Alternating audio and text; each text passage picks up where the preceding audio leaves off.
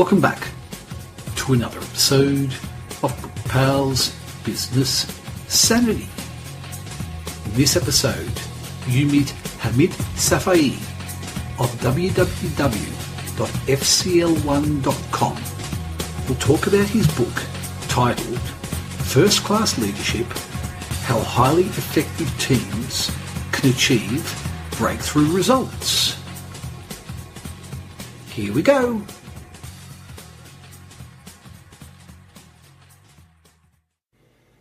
Welcome back to another episode of Book Pals Business Sanity.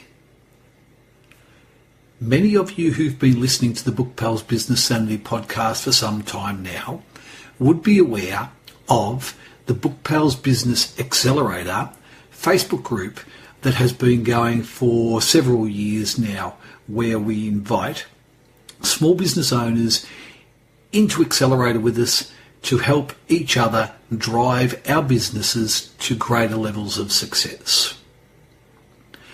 This podcast's coming out in June 2018, and back late 2017, back in October from memory, a new Accelerator member joined us, and since then we've been having some wonderful discussions about how to be a better and a highly effective leader within your business.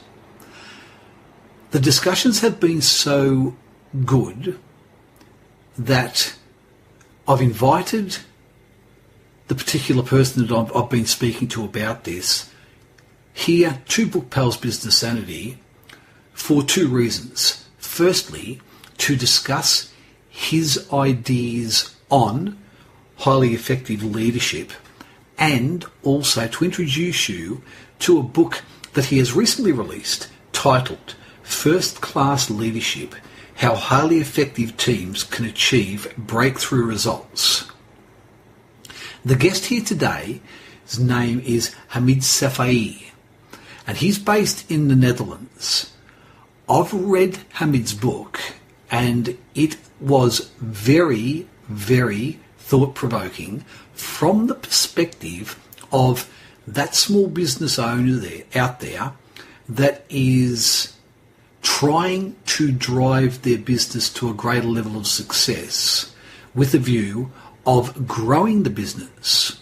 And what I mean by that is a consequence of having that mindset, driving your business to greater levels of success and making it, and I'm putting in air quotes, bigger, will mean that you will need to take on more staff to achieve that goal. With that goal comes new challenges, particularly for those entrepreneurs out there, solopreneurs out there, small businesses out there that may be mum and dad or mom and pop businesses that have made a decision to expand their business, and now all of a sudden they're bringing in more people to help them with that goal. The focus of the business now changes from focusing on, let's call it, the technical side of the business to now more the people side of the business. And the only way you are going to grow your business successfully when you bring staff into your business is by being an effective leader.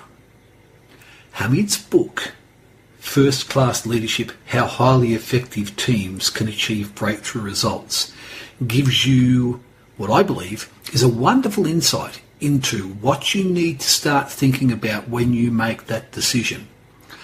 And as you'll find during our discussion, there's a lot more to it than simply making that decision and going out and recruiting more staff.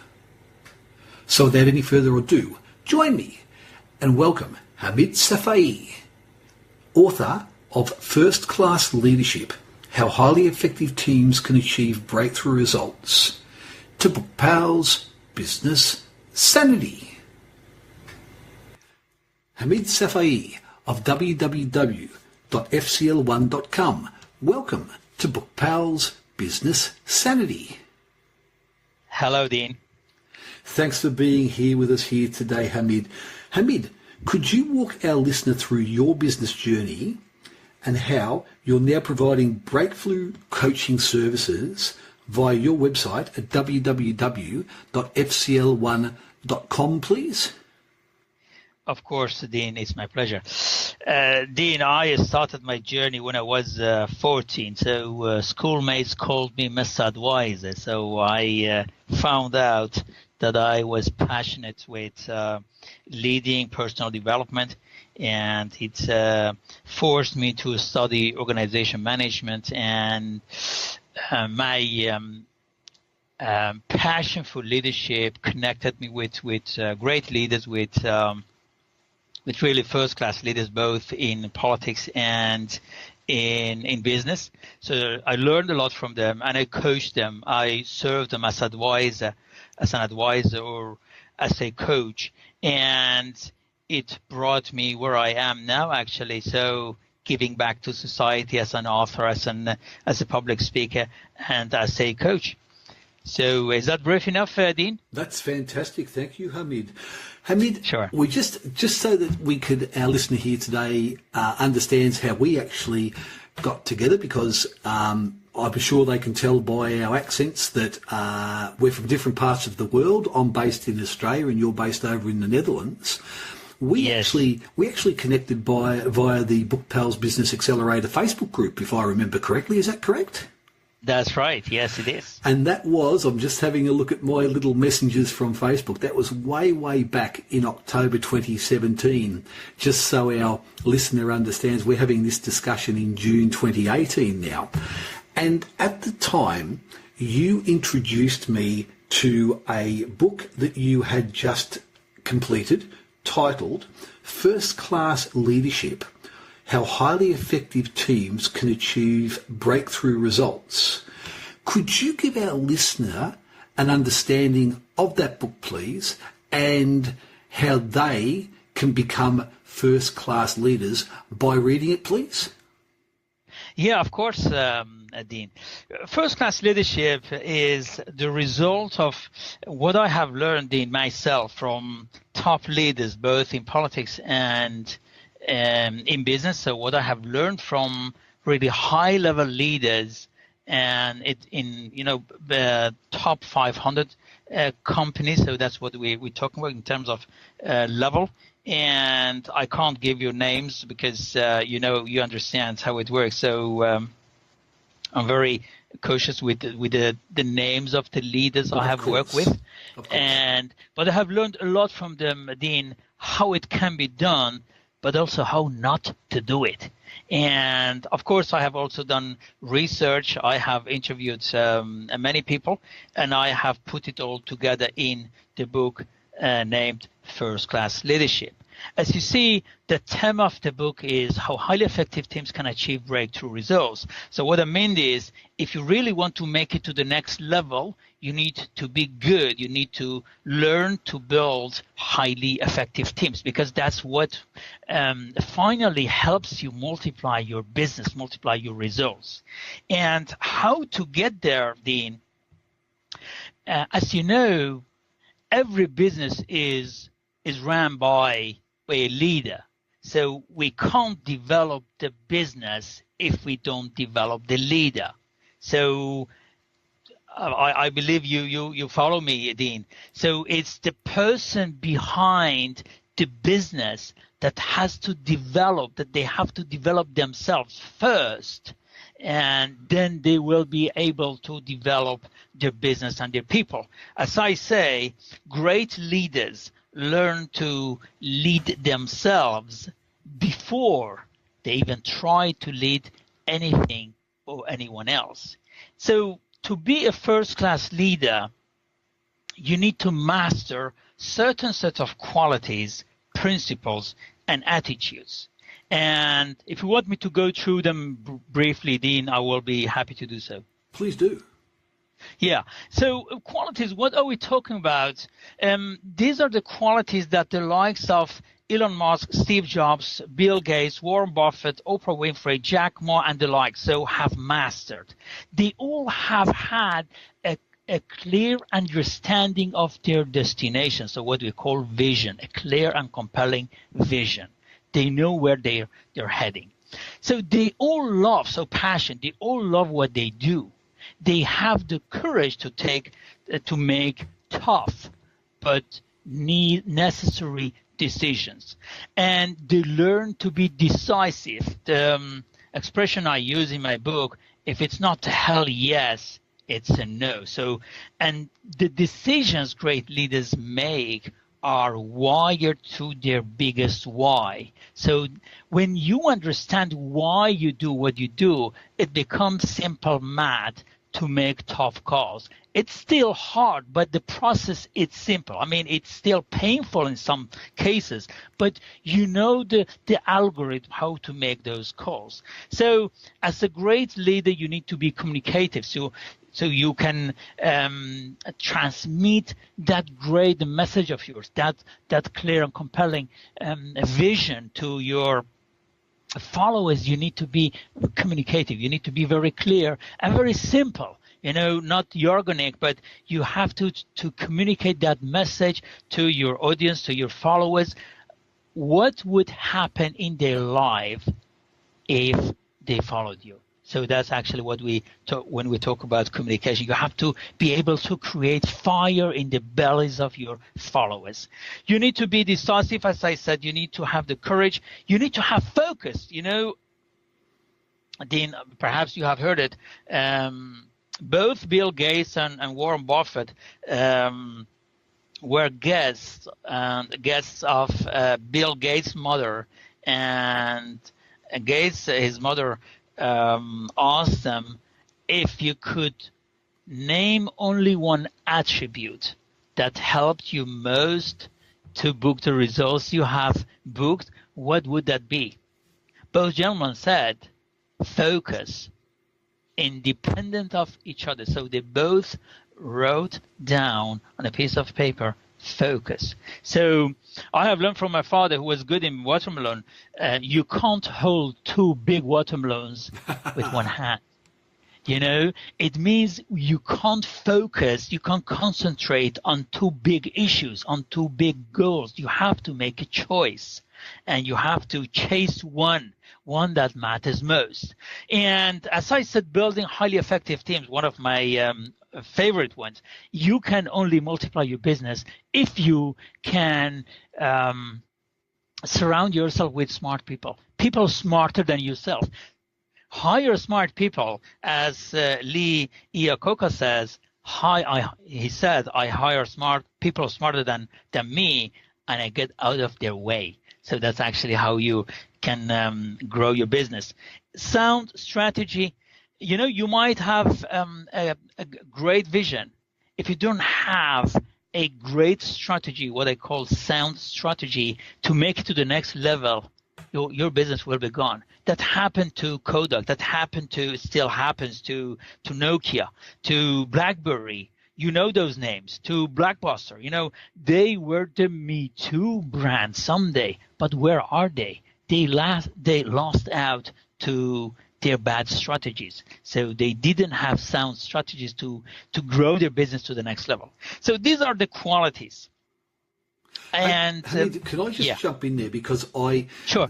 Just on how you've been describing it there at the moment, and I'd like to bring this really to the fore of our discussion, because the one thing that jumped out at me when I read your book, and I'd be most interested in your thoughts on this, is it really brought this idea of nature versus nurture in high-level management to front of mind with me. And what I mean by that is, reading your book, it was, to me, very clear that managers, very highly effective managers, are either born or they have a very, very early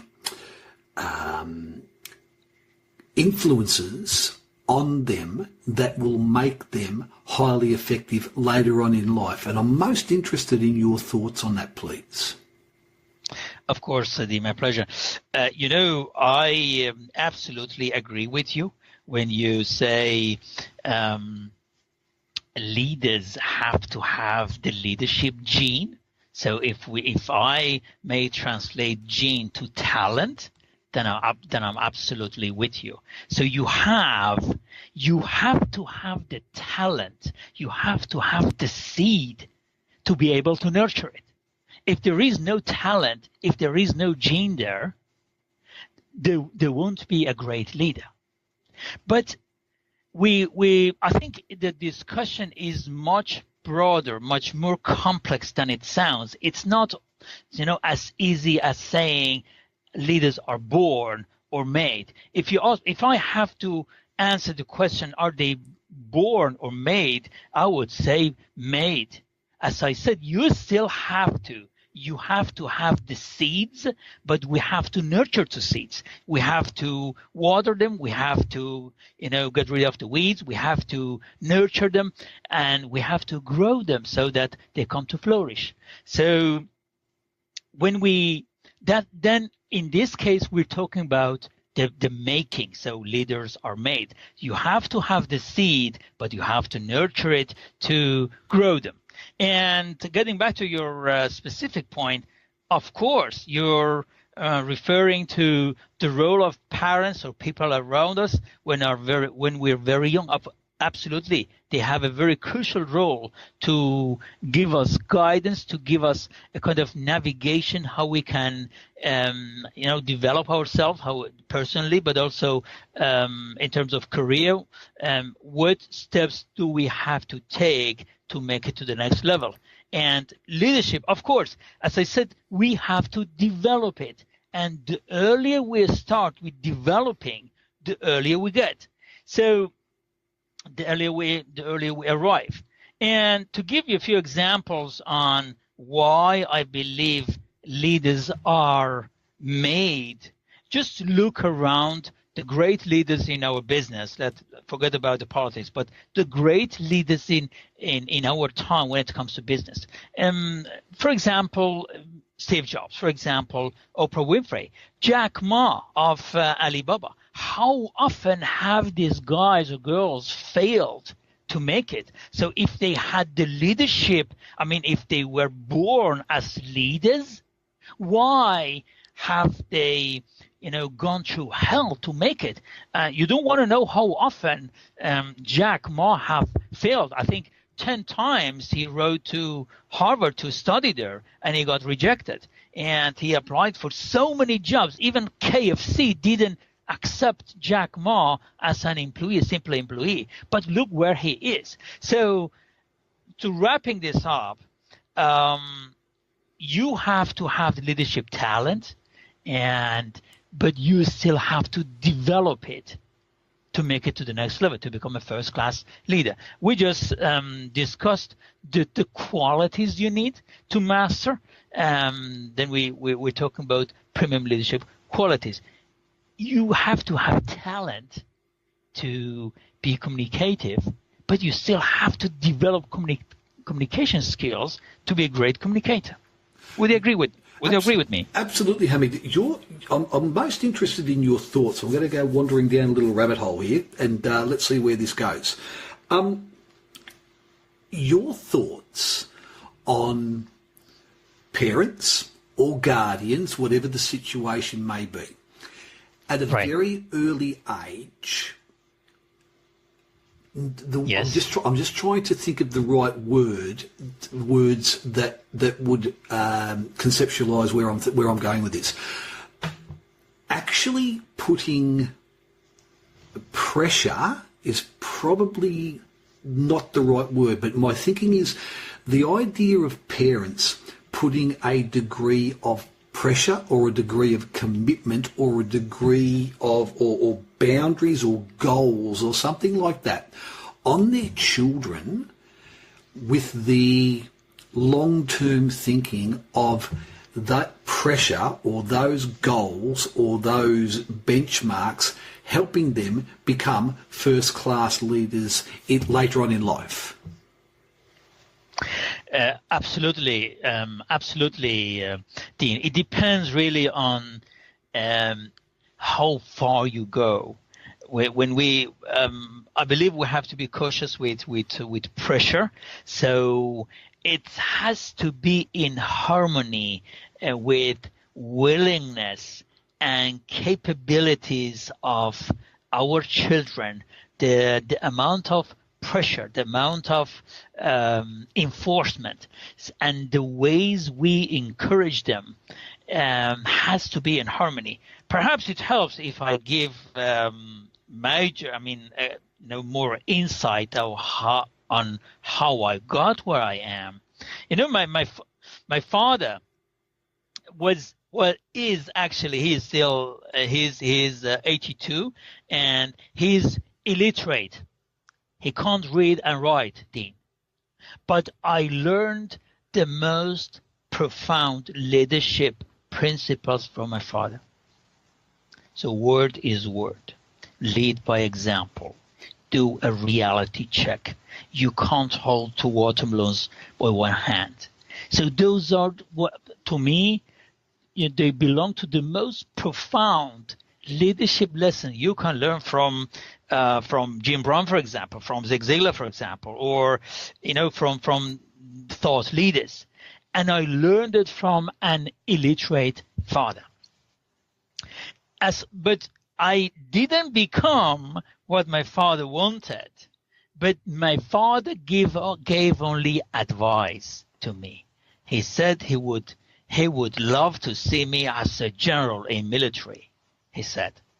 But he also said, by saying so, he set the bar high for me.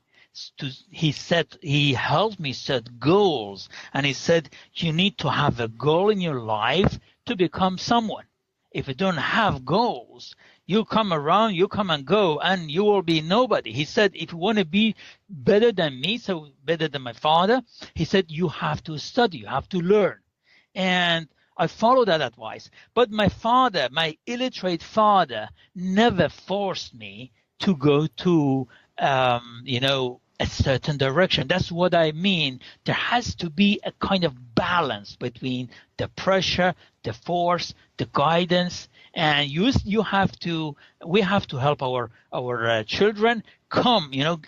We have to help them get out of their comfort zone, but proportionally, so that it doesn't become too overwhelming for them. We have to help them. Isn't that an interesting comment there, Hamid? I'll just pick up on a comment that you said a moment ago. Your father had dreams and aspirations of you becoming a general in the military. He didn't have aspirations and dreams of you becoming a soldier. He not only did he say it would be great if you went down this certain road, but he gave you a mindset of, if you're going to go down that road, be the best you can be if you go down that road. Now, I would argue that if you turned around and said to your father, I would want to be a lawyer, or I'd want to be a sportsman, or I'd want to be, you name whatever career that you chose, would I be correct in saying that your father would have encouraged you and embraced you if that was your love, but he would have also set that bar relatively high? So if you wanted to be a sportsman, you would be the best sportsman you could be. Or if you wanted to be a lawyer, you would be the best lawyer you would be. Would that have been a fair comment? Absolutely. You nail it actually, Dean, by using the word mindset. Absolutely. It's all in the mindset. You become what you are in your mindset. And the presidential version of what my father told me is said by Abraham Lincoln, who said, whatever you are, be a good one. Yes, and that's so actually true, isn't it? It's so absolutely true. And I'm just picking up on something that you made mention of before when I used the term pressure, Hamid. I'll just share a childhood experience with you and our listener here today. Many years ago, when I was younger, I was quite a good swimmer. I did quite well in competition swimming, and there was one particular person. I won't name the person because they may well be listening now, who was my adversary. It was always he would win or I would win, and I reflect back on the type of mentoring and the type of guidance that we got from, in our case, both of our parents. My mother and father were always there to encourage me and to cheer me on. If I came first or I came second, it didn't matter. As long as when I got out of the pool, I'd done my best. Conversely, the other person's mother in particular was one of those very hard-driven, win at all costs type of people, and would literally be walking alongside the pool, berating her son if he was coming second. I was only there when he was racing myself. So if the times that I was winning the competitions, she was walking alongside berating him because he came second. Right. 20 years later, I bumped into him because it always interested me. The irony of this is, Hamid, is I actually went and joined the army. So it's quite... Right. When you made the comment about joining the army, I went into the army and I stopped competition swimming at the time. But 20 years later, I ran into him just socially. I think we were down the beach, to be truthful. And I got talking to him and I asked him why I'd never seen him. I always thought that he would have been at least a national level swimmer. And as soon as he turned 18, he walked away from a very, very... he could have been a very good swimmer, this guy. I'll never say he could have ever been at Commonwealth game or Olympic game level, because you just don't know. But he could have been a national swimmer, no problems at all. And the reason why he did so was because as soon as he was old enough to tell his mother that he would never go back into the swimming pool again, he told her that, and he never, ever went back there again. And I reflect back on that and this discussion here today about how important it is to motivate your children and to encourage your children and make them be the best that they can be. But at the same time, it's a very fine line between motivating them and wanting them to be the best they can be and overdoing it, and they could go down a very different road. Would that be a fair comment? Absolutely. I'm Persian, Dean. Persians have a lot of wise expressions, one of which is everything that becomes too much is worth less, becomes worth less. Not worthless, but worth less, except knowledge. And I truly believe in this. Even money, if it becomes, too much, if we earn too much money, it loses its value. And I absolutely agree with you. There has to be a balance. There is a fine line, as you rightly said, between motivating and forcing and overruling. And I believe nobody likes to be forced. That's human nature.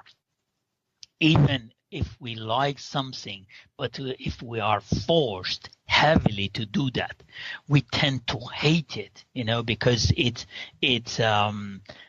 works against our will. So the discussion becomes something different than what you do, but more about how to do it and whose will is it that you do it in that particular way. So I absolutely agree with you, Dean. There has to be a balance, and there is a difference between motivation and forcing or overruling. Thank you, Hamid. Hamid, Sure. on your website at the moment at www.fcl1.com, and the FCL is obviously for First Class Leadership and the number 1.com, visitors to your website there, what will they find there that can help them with this goal of becoming first-class leaders, please? Yeah, sure. Basically, what you find on my website, Dean, is I have shared a part of my journey, how I have made it myself, and what is my goal. So we just discussed to come far, we have to aim high. So you also see there what my goal is, and goal is what inspires me every day to work on. But more interesting for visitors of my website and what they can do and what I can do, what we can do for them as FCL1.com is speaking engagement, personal coaching, so one-on-one coaching and group coaching. So these are the services we have highlighted on FCL1.com. I'm just over on your coaching page at the moment, Hamid, and there is one of the coaching programs that you provide called Breakthrough Your Fears. Could you give our listener here an understanding of what they would gain by taking part in that coaching program, please? Absolutely. Dean, what I have learned is I have interviewed many people. I have done research when penning 2 books of mine, First Class Leadership and Your Journey to Fulfillment. I asked them what held them back.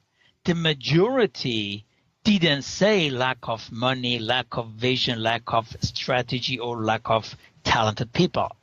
I mean, this can be the case for many people, but the majority said, what they all said came down to one thing: fear holds people back. And fear, what are those? What if I lose everything?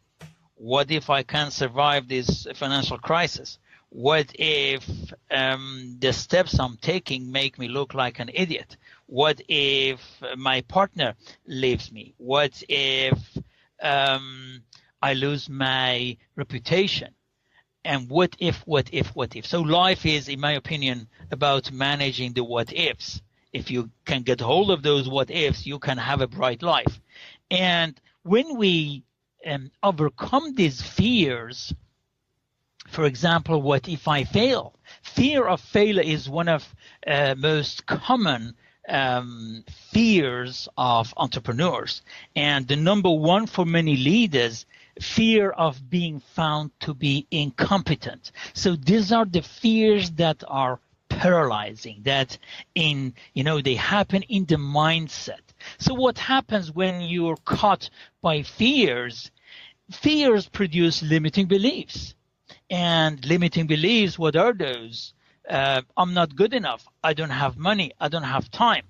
And what if he or she says no? And what happens when we are caught by our limiting beliefs? It leads to inaction. And as you know, inaction means indecision. So we don't make new decisions which can help us get to the next level. When we don't take action, when we don't make decisions, the results are poor.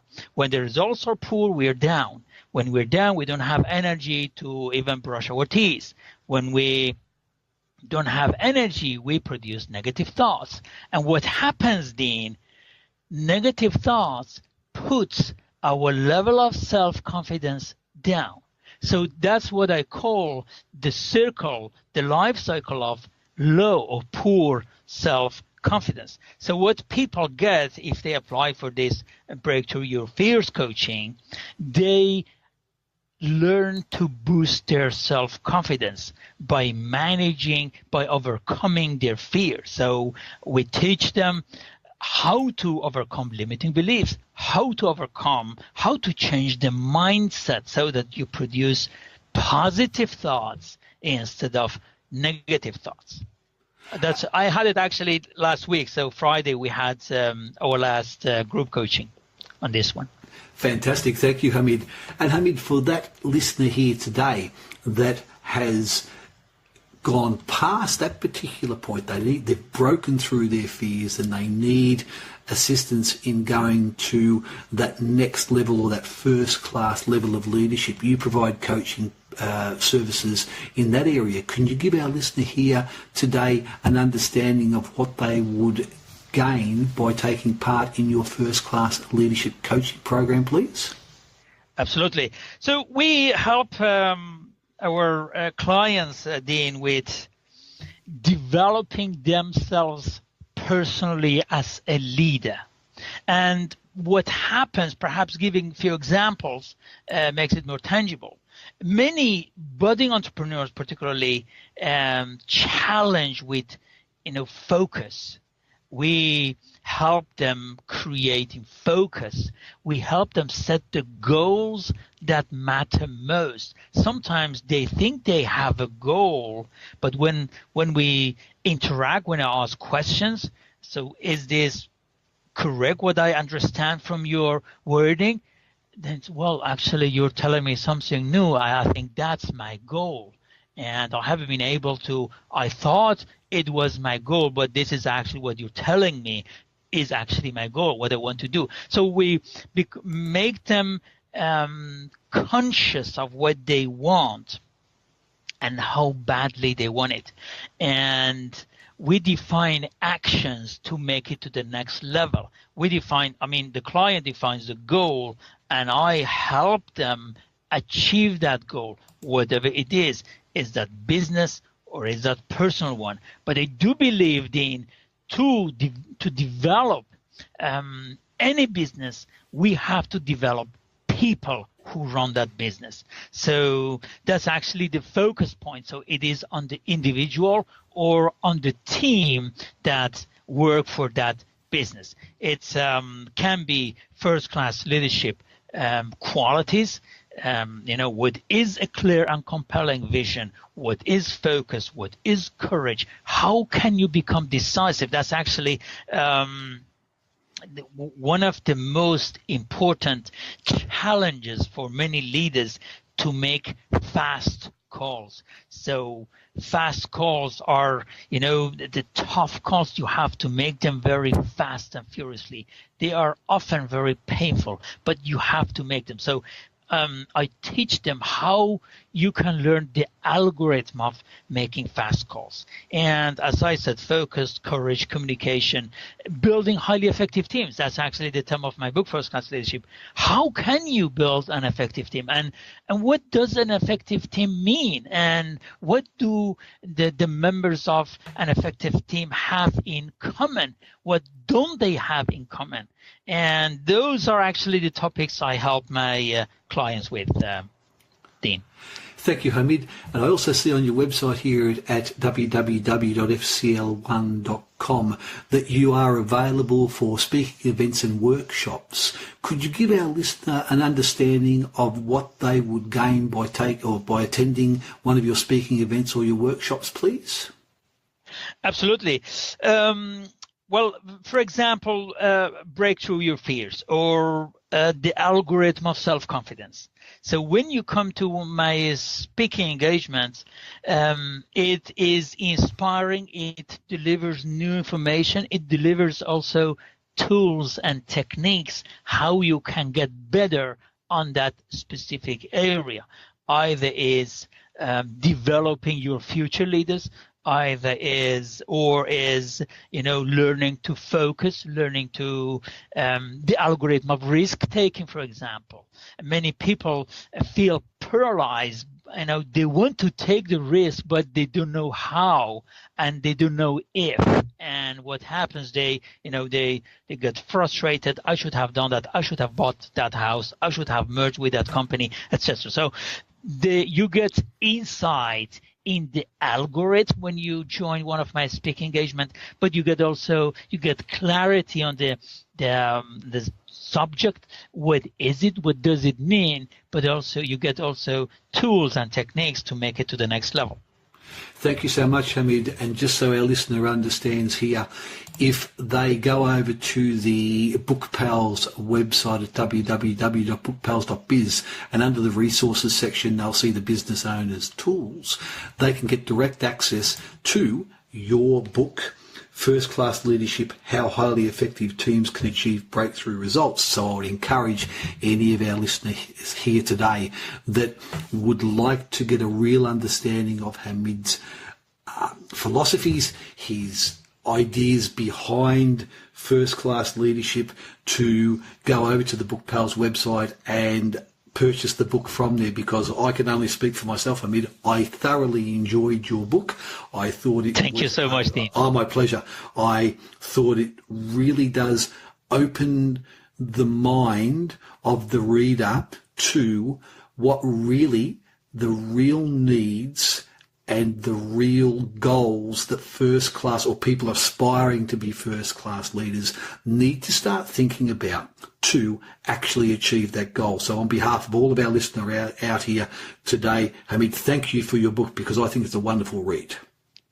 Thank you so much. Thank you. Thank you for the compliment. It really makes me feel fulfilled what the generous words you just used. Just confirm, Dean, it's been all worth it to pen First Class Leadership. Thank you so much, Dean. That's my pleasure, Hamid.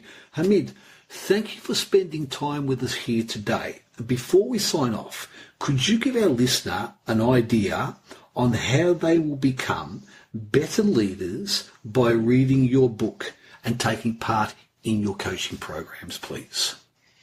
Of course, Dean. Well, it's, as you know, 90% of what we learn, Dean, is by doing. So the book First Class Leadership is a great start. That's at least the review I get from yourself, from professors, from top 500 CEOs, and many avid readers. It's a great read, but quite frankly, you still have to do the work. So you have to do the assignments that the book gives. You have to answer the questions that the book asks you. And if you want to move to the next level in practice, I will be more than happy to help you do that by enrolling in my coaching programs. So either one-on-one coaching or group coaching. So you simply can go to fcl1.com. So one is the digit, fcl1.com, and reach out to us, and I would be more than happy to support you to make it to the next level, to become a first-class leader yourself.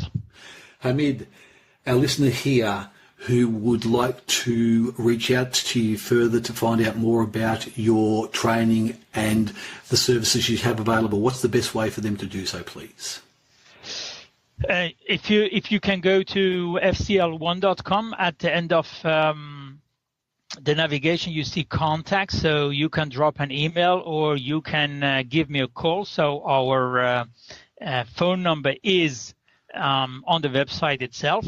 So either by sending an email or filling out a contact form, there are enough ways to connect with me. Hamid Safaei, author of First Class Leadership, How Highly Effective Teams Can Achieve Breakthrough Results. Thank you for spending time with us here today at Bookpals Business Sanity. Thank you so much, Dean. It was my pleasure. Have a great day. So, what did you think about that fantastic discussion with Hamid Safaei of www.fcl1.com? If I could share with you a number of takeaways that I got from reading the book, because it was very thought-provoking to me whilst reading the book, that this is one of those books that the focus from a leadership perspective is very much outward focused. And what I mean by that is many, if not most, of the leadership books that I have read, and I've read a lot over the years, tend to have a focus on what I, as the person trying to be an effective leader, should do to achieve that goal. Hamid's book addressed this subject from a totally opposite perspective, in my opinion, where as an effective leader, or the way you become an effective leader, is by very much looking outward from yourself and how you can get the most out of those people around you by your actions, by your encouragement, by the way you drive them to their own greatest level of success. The natural consequences of that happening will be you, as their leader, will be looked on in a much more, and I've got it in air quotes again, first-class leadership role. The other takeaway I got from reading Hamid's book, and you would have obviously got a fair idea about that during our discussion, is this idea of us as parents doing the best thing for our children to set them up to be successful in later years in life. Have a think about what you're doing with your children at the moment. And what I mean by that is, and this is a slightly touchy subject, but are you protecting them so much that they really can't reach their full potential?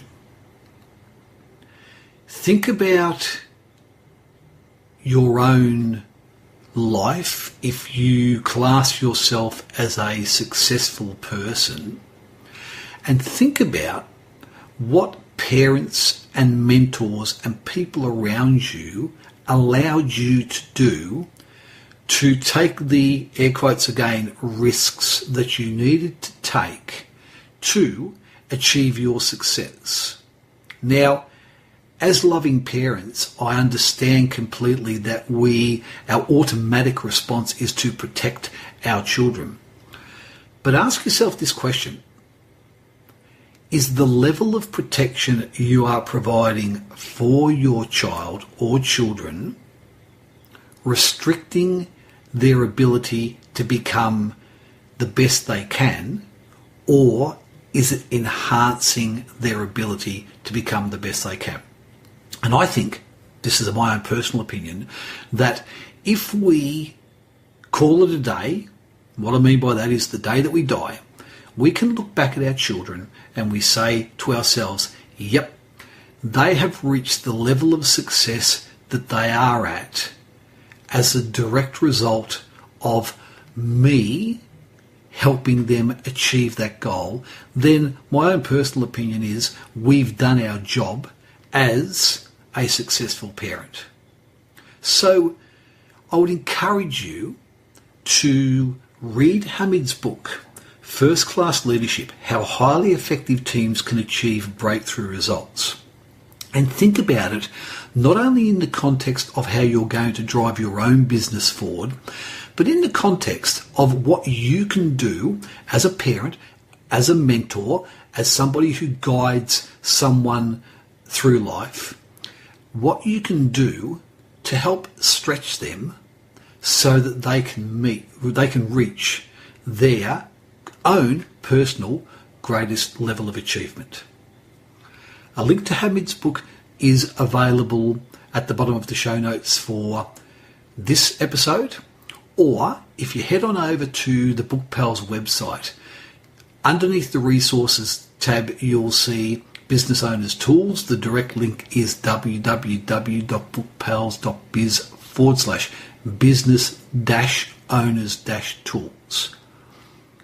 There you'll find a link to purchase Hamid's book, and I would strongly encourage you, if you have any goals of growing your business, meaning you'll need to be bringing on staff, or if you're thinking about ways to assist people around you, whether they be family, whether they be friends, in getting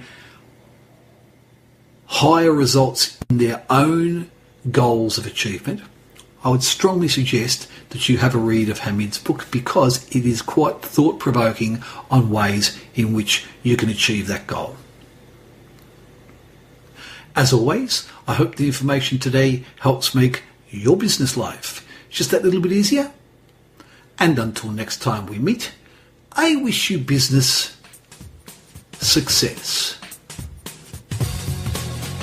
You've just listened to another episode of Bookpals Business Sanity. We hope that the information provided today makes your business life just that little bit easier.